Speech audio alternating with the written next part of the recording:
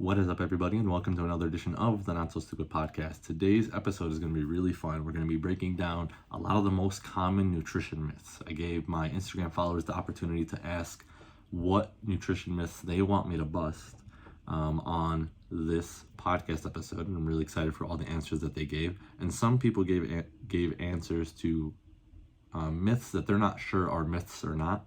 So we're going to create clarity around the reality of all of those, the truth behind them, and even understanding why the myth came to be for some instances, because understanding that will give you a lot of clarity for why people believe it and how you can not fall for those same tricks that other people are falling for in terms of going through your nutrition journey. So this episode is going to be strictly on nutrition. I'll record a separate episode on fitness myths that will also cover exactly the same idea, breaking these myths and helping you understand what the truth is, what's fact, what's fiction, and how you can better apply these to your life. So getting started with this, the first one I got was the anabolic window. And the anabolic window, for those of you that don't know, is this window of opportunity right after your workout that where you have to eat food or have a protein shake, or else you miss the opportunity to build muscle or lose fat or optimize your workout to the potential that it could have been.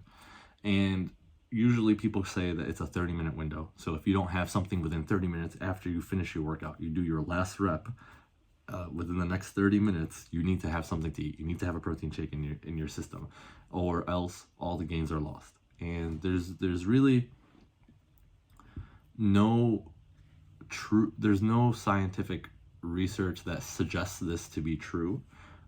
Where this myth came from is actually from old school bodybuilding days, where these bodybuilders are going through a building phase. You know, they're trying to get as big as possible to look as good as possible for their show, and these people are eating.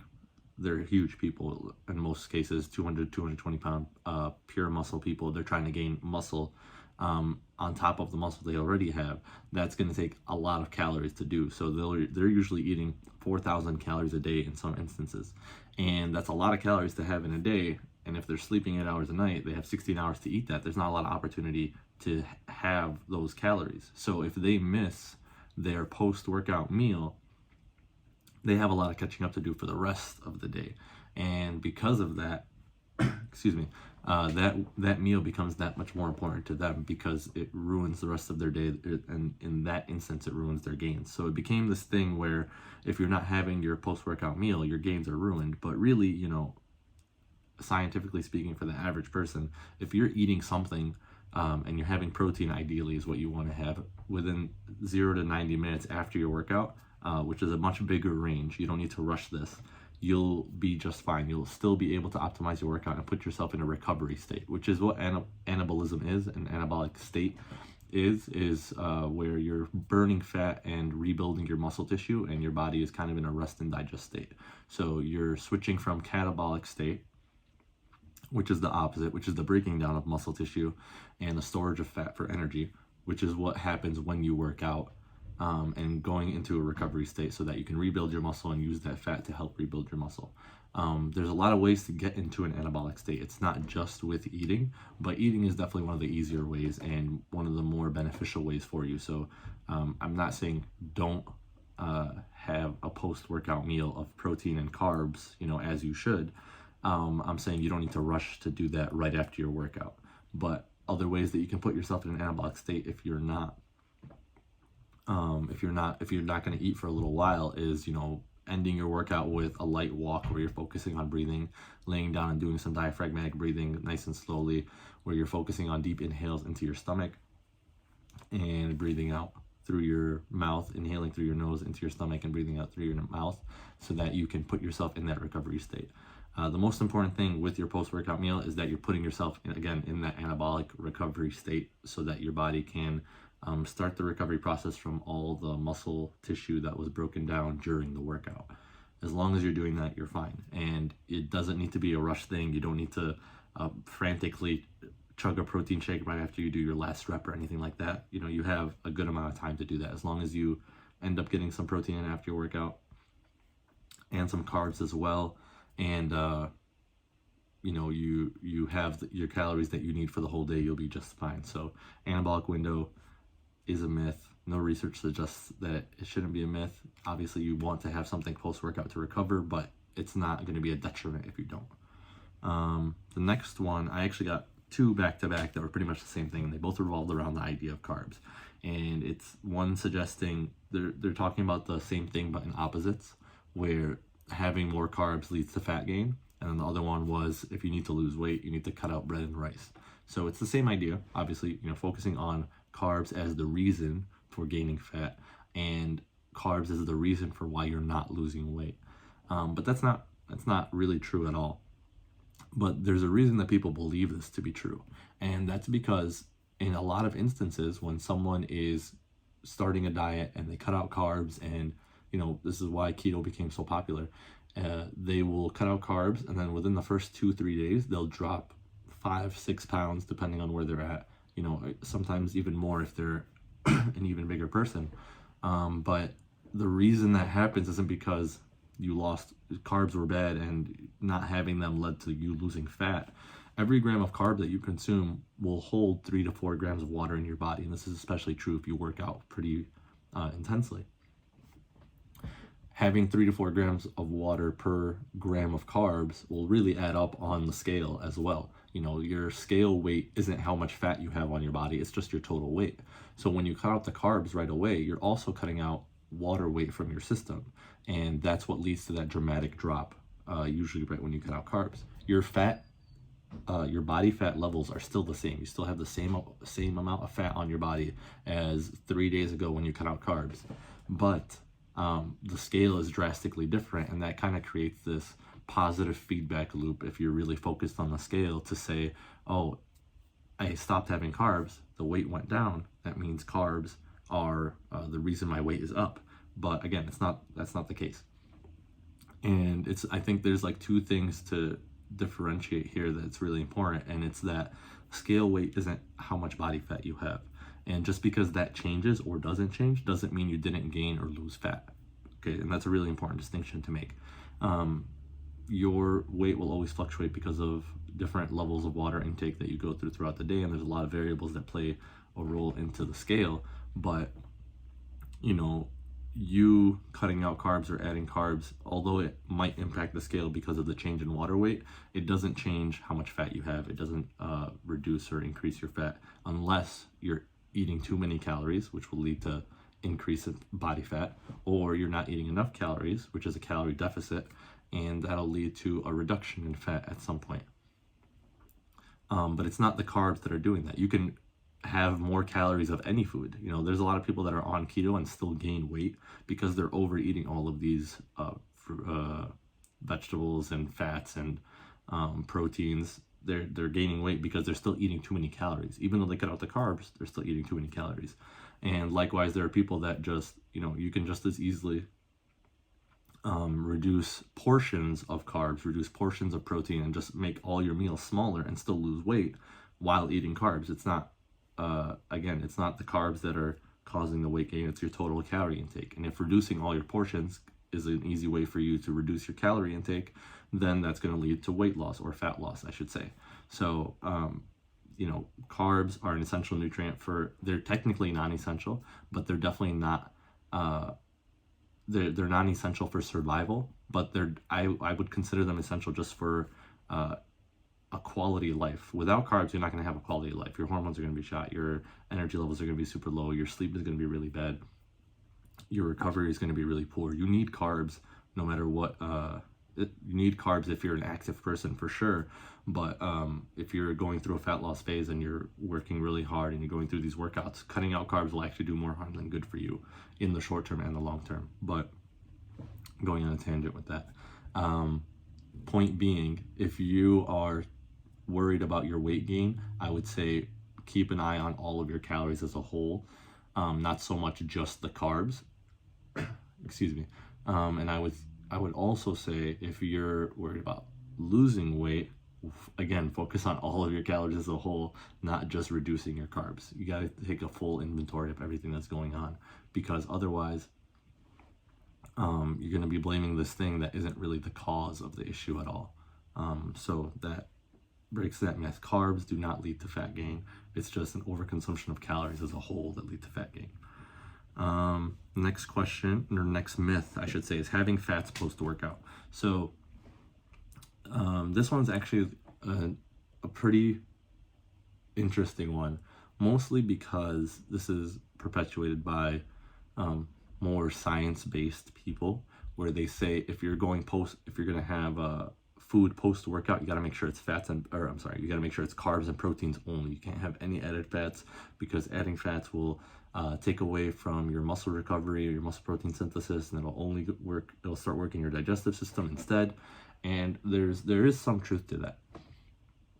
However, the difference in the impact of it is so minute for the average person that it's not even necessary to consider. People have gone to a point where they don't have peanut butter with their chocolate protein shakes anymore because they're worried about the fat from the peanut butter impacting their muscle gains. But it's as long as you're having enough protein post-workout, you're going to be just fine. This is more a detail for someone that's in a athletic competition, a bodybuilding competition, a sport that they're playing in and they're trying to recover with.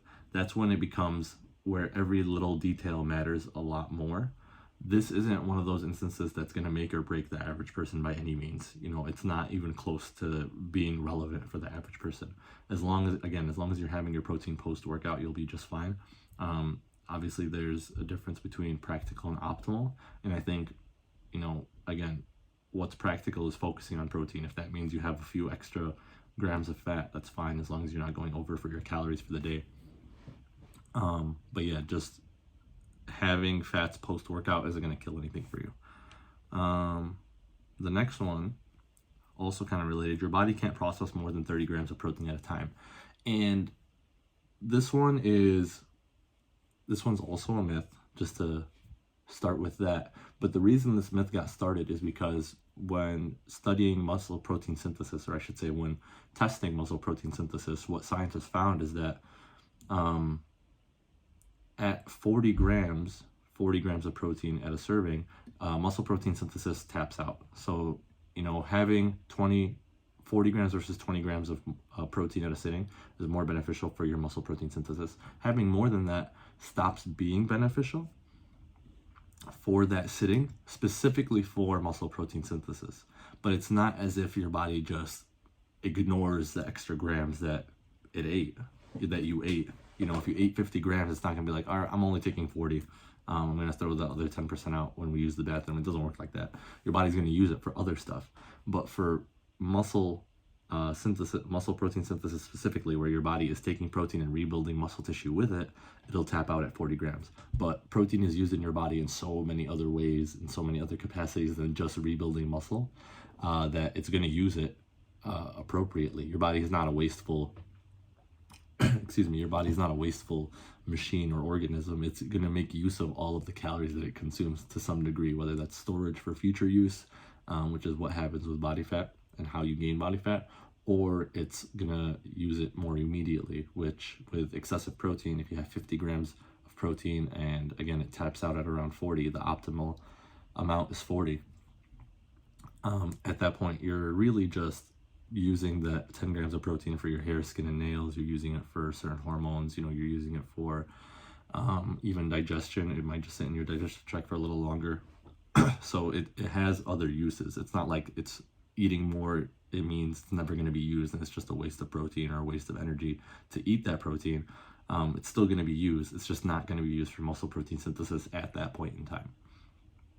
And I think this goes really well with this next myth, which is spreading out your meals is best for your metabolism. And that's also not true. It's not like having more meals more frequently will lead to a faster burning metabolism. There's a really interesting reason this myth came up. It's related to muscle protein synthesis, which is why I thought it was a good segue. But I do want to make the point again that your total calorie intake for the day is really what's going to dictate whether you lose fat or gain weight. Or gain fat. That's going to be the biggest difference. So if you're eating 2 meals a day, you're eating 3 meals a day, you're eating 6 meals a day, if all the calories are the same for if all your total calories are the same for each group. So if you're having 2 meals a day and that's 1,500 calories, you're having 3 meals a day, that's 1,500 calories. You're having 6 meals a day and that's also all total 1,500 calories. Adding up all the meals, you're eating 1,500 calories in a day. That doesn't change. You know, it's the same thing. Your body's going to react the same way. In most instances for fat loss, it doesn't make a huge difference in that regard. Where it does make a difference is optimizing muscle protein synthesis again. For muscle protein synthesis, it's again optimal for your body to receive frequent feedings every 3 to 4 hours of 20 to 40 grams of protein. So that's where the multiple meals kind of comes into play. And this is again coming from the bodybuilding space, where again they're eating several thousand calories a day. They can't eat all those in one sitting, so they need to spread it out throughout the day so that they can actually comfortably eat all of that food through without force feeding themselves and being too lethargic, but also to help optimize their recovery and rebuilding their muscle tissue. Because again, spreading that out every 2 to 4 hours, having 20 to 40 grams of protein periodically throughout the day is going to be optimal for that situation. It's not necessary, but it's not like if you don't do it, you're going to have no gains. It's just not as optimal. And this is, again, going to be an argument between practical and optimal. And sometimes, you know, having 6 servings of protein throughout the day isn't practical for you, and that's fine. We don't need it. We don't need it to happen to be successful with our weight loss. I have clients that eat 2 meals a day because of their schedule and their responsibilities, and they're still able to lose weight and maintain muscle tissue and have a firm, toned look.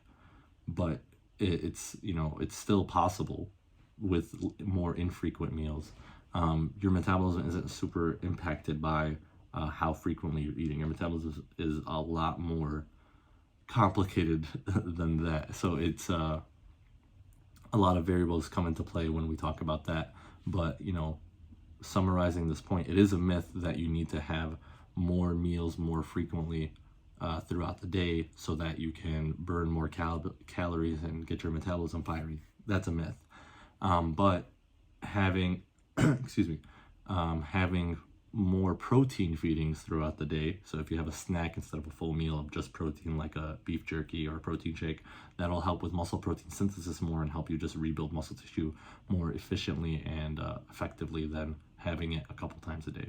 So that's where the myth comes from, is the frequency of meals, frequency of protein, I should say, not just meals, frequency of protein for muscle protein synthesis. But it doesn't really have an impact on metabolism too drastically to the point where everyone should be having 5-6 meals a day. I think it's not practical for everybody to do that. Finding what's practical for you is usually going to be the best thing to keep you going. So having equal amounts of protein in each meal and having a convenient and comfortable frequency of meals for you, for your schedule, for your lifestyle, is going to be what's best for you and for your goals ultimately. So myth, you don't need to several meals throughout the day to have a better metabolism. I think I jumped around with that one. The next one I have is artificial sweeteners are harmful. And this is a weird one because there's still some research that's going to suggest a couple things. You know, there's back and forth research being done on this constantly. You know, this is obviously a hot button issue, and scientists haven't stopped because they want to make sure that you're consuming safe things for your body. But as a whole, generally speaking, the portions that we consume artificial sweeteners at are so low that they can't possibly impact us in a negative way. So, you know, they've done studies on rats and mice, and they found that at a certain point it does become harmful to their body, but that point is several thousand times more than the average person could possibly consume in a day.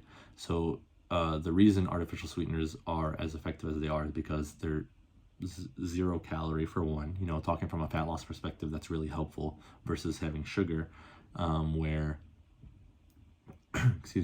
versus having sugar where that'll just be adding calories to your diet. You can have the same drink, have it taste just as good, but not have it be as many calories. That's a huge plus.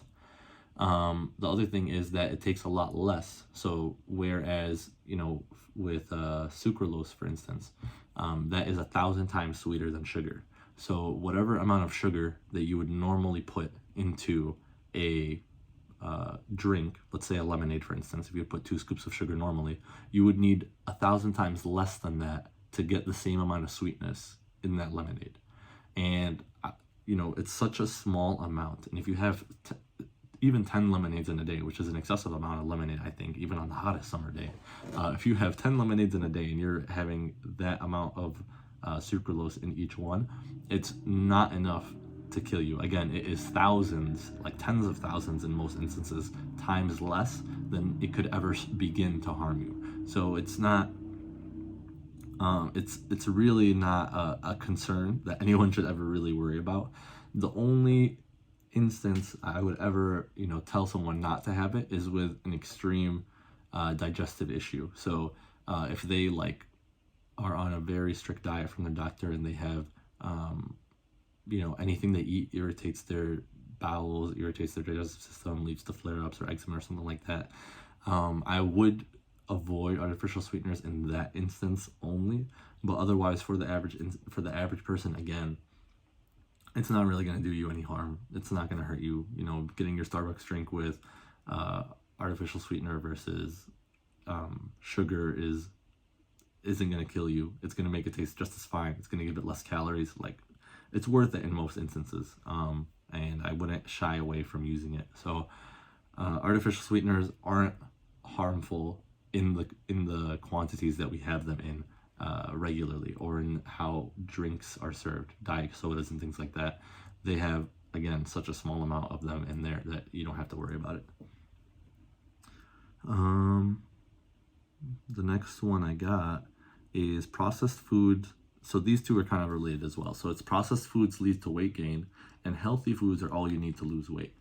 And they're related because they're pretty much the opposite, saying the same thing but in the opposite. Processed food leads to weight gain, so that means if you don't have processed food, you're not going to gain weight. And likewise, it says healthy foods are all you need to lose weight, which implies that if you stop eating processed foods, you're going to lose weight. And there's some truth to this, and there's also I'll just go through it. So calories are going to be the most important thing. I'm going to say that till I die, because it's always going to be true. Calories are going to be the most important thing. If you're focusing on if you're focusing on your calorie consumption total, it's going to lead to the same result. So whether you eat 1,500 calories of processed food or 1,500 calories of quote unquote healthy food, so whole nutrient dense food, you're going to lose weight. Now, where but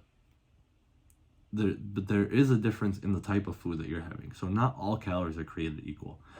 Even though your total calories are what matter, different foods are going to elicit different hormonal responses. So with processed foods, in a lot of instances, the way processed foods are designed, they're made chemically to help get you to want more of them. So they never actually get you satisfied. So it's a lot harder to feel full from eating processed foods. So if you're eating 1,500 calories of processed foods, you're gonna be really hungry likely by the end of the day or after every meal. It's easy to overeat those foods because, again, they're chemically designed to get you to want more of them. So after you finish, let's say 4 Oreos, it's really hard to eat just 4 Oreos, if I'm being honest. You're gonna want 10, you might eat a whole sleeve. It's easy to overdo it in that regard. And that's, again, because of the design of the food itself. So even though you're eating 1,500 calories, they're the same, it's harder in day-to-day life to actually stay at 1,500 calories and feel satisfied and get the nutrients you need as well. Processed foods have fewer micronutrients and macronutrients. They're not as diverse in that regard. Whereas if you're eating healthy foods, 1,500 calories, you're going to feel very satiated. It's hard to overeat nutrient dense foods. It's hard to overeat like a steak or a chicken or vegetables. You can't overdo that. I can't imagine anybody indulging to the point where they regret the last hour of their lives because they ate so many vegetables. That's really hard to do. It's hard to imagine doing that. Whereas again, if you got a pack of Oreos in front of you, that's easy to knock out in an hour. Especially if you're watching a TV show and you're not eating mindfully, that can happen to anybody. So in that regard, there's the total calories you have in the day are ultimately going to dictate whether you gain or lose weight. But there are certain foods that are going to help make the weight loss process easier for you. They're going to help you feel satisfied more frequently. They're going to help give you more energy, right? I mentioned micronutrients. Processed foods don't have as many vitamins and minerals. They're not going to help you with giving you energy, with regulating your mood, with helping you sleep more soundly through the night. It's not going to help with training performance, right? Because it's just a random collection of nutrients designed to just with the goal in mind of just getting you to buy more of it and eat more of it. Whereas healthy foods are there to nourish you. They're there to actually get your body functioning optimally to its fullest capacity. And even though, you don't need to eat quote unquote healthy to lose weight, there's a lot of health benefits to eating healthy. So even though, again, it's not necessary to lose weight or just strictly speaking fat loss, if you also want to feel good, if you also want to be a healthy person and enjoy the time you spend in your body, you're going to need to eat healthy to some degree. There was something I had on the tip of my tongue. All right, so it's also important to know on the on the opposite end of things that you can overeat healthy food and gain weight eating healthy, right? I think the most common examples are getting like fruit smoothies with protein or acai bowls with like oats and granola and things like that. And man, those things can easily be 800 calories in a lot of instances. In a lot of smoothie stores that I go to, or those trendy fruit shops and whatever, they have like 800,000 calorie, 1,200 calorie smoothie bowls or smoothies in some instances. And even though like no one's going to argue that this is healthy, this is obviously healthy. No one can say it's not. Having all those calories is still going to lead to fat gain if you're not careful with the rest of your day. Having a 1,000 calorie smoothie, which you can get at Jamba Juice. I've seen it at Jamba Juice before. It's still gonna lead to fat gain if you're eating the same amount of calories the rest of the day. So if you're having 1,000 calorie smoothie and that's half your calories for the day, you only have 1,000 calories of actual food to eat the rest of the day. That's gonna be really hard. And just something to be mindful of, because people make these switches from like a peanut butter sandwich to avocado toast, but because avocado is a fatty food, it's higher in calories. That same toast, but covered in different spreads, even though avocado is going to be healthier, it's green, it has more micronutrients, it has more protein than peanut butter does, it's still going to be a lot more calories than your average peanut butter because of how much avocado you need, and because avocado is more calorically dense than a peanut butter. So it's important to recognize those things, that just because it's healthier also on the other end of the spectrum doesn't mean that it's going to be better for your fat loss. It's still going to come down to calories. You just need to have a good diversity and be on top of that all around. And again, recapping the processed food thing, having processed food to having a low caloric amount of processed food is still going to lead to weight loss, still going to lead to fat loss, but it's just harder to feel satiated and feel your best and get the positive health benefits, positive biofeedback benefits that you would get from eating healthier. So that's the big distinction here. Processed food isn't bad. Processed food isn't always bad. Healthy food isn't always good, depending on the context. It really makes a difference on what situation you're going with here. I think the last one here, it's basically going to be a recap of what I just talked about. So it says calories in, calories out is the most important thing. And again, it is the most important thing. I do want to say that calories in, calories out is without a doubt something everyone needs to focus on if they're trying to lose weight, if they're trying to gain weight, if they're trying to maintain weight. You gotta be aware of how many calories you're consuming, how many calories you're burning. Excuse me. If you're not burning more calories than you're eating, you're not going to lose weight. You're not going to be in a calorie deficit. But again, however, it's not the only thing that comes into play. Going back to the processed food example that we talked about, if you're eating 1,500 calories of processed food, that'll help you lose weight, but it's going to be harder to lose weight in the day-to-day just because it's not going to help you feel satiated. It's not going to help give you more energy to work out. It's not going to help with your recovery as optimally.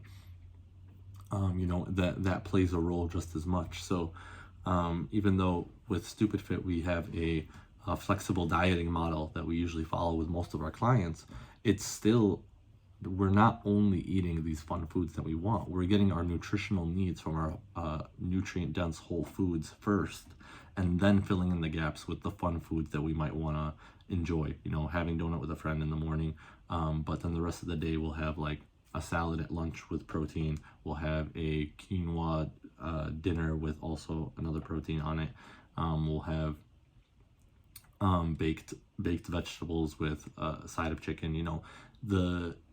It's about that balance. It's going to be the most important thing. So I shouldn't say it's the most important thing. Calories in, calories out is still the most important thing, but having that balance still is going to be vital to your success through a fat loss phase, through your dieting phase. Because if you are in a calorie deficit, but it's hard for you to stick through that calorie deficit, again, using the processed food example, if you're getting 1,500 calories, but you're only eating that from processed foods, you're going to be starving the whole day. You're going to feel miserable the whole day. All you're going to be thinking about is food the whole day.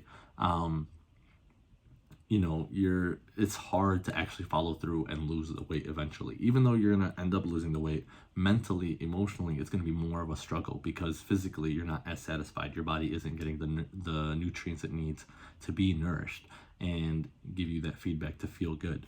So even though calories in, calories out is the most important thing, it is not the only thing. There's a lot more at play here. And eating healthy is going to help, but having that balance between healthy and processed foods and understanding that difference makes the most difference, again, during your fat loss phase and beyond for the rest of your life. Because if you can't learn to eat in that way while you're dieting, you can't learn to eat that way the rest of your life and expect not to gain weight. You'll always rebound back. So myth, so it's a semi-myth. Calories in, calories out is a semi-myth. It is the most important thing, but it's definitely not the only thing, and it shouldn't be the only focus either. And that's really what we do with our coaching program. So if you are interested and like that idea and how I broke it down, or you want more information about it, feel free to schedule a strategy call. The link is in the show notes. I'm more than happy to talk with you through your situation and help find the best idea and plan for you so that you can be successful with your goals. But that covers all of the nutrition myths for today. Thank you everybody for listening and tuning into this episode. Hope you enjoyed it and learned a lot from it. We will see you guys on the next episode.